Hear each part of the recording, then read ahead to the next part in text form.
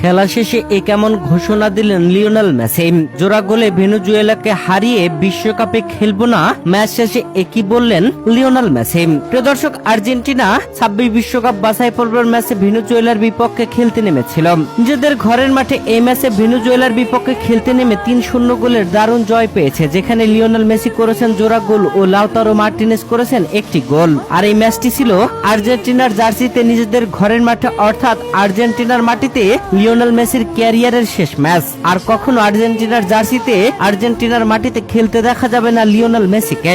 আর এই ম্যাচ খেলার পরে লিওনেল মেসি যে ঘোষণাটা দিলেন, সেই ঘোষণা শুনে সবাই রীতিমতো চমকে গেল। ম্যাচ শেষে ম্যান অব দ্য ম্যাচের পুরস্কার পেয়েছেন লিওনেল মেসি। এ সময় উপস্থাপক বেশ কিছু প্রশ্ন করেন লিওনেল মেসিকে। তার মধ্যে একটি প্রশ্ন ছিল পরবর্তী বিশ্বকাপে খেলা। এ সময় লিওনেল মেসি উত্তরে বলেন, আমি মনে করি না আমি পরবর্তী বিশ্বকাপে খেলব। এরপরে উপস্থাপক লিওনেল মেসিকে বলেন, তোমার কি মনে হয় মানুষ তোমার বিদায়ের জন্য প্রস্তুত? তখন কিংবদন্তি লিওনেল মেসি উত্তরে বলেন, না, স্পষ্টতই তারা প্রস্তুত নয়।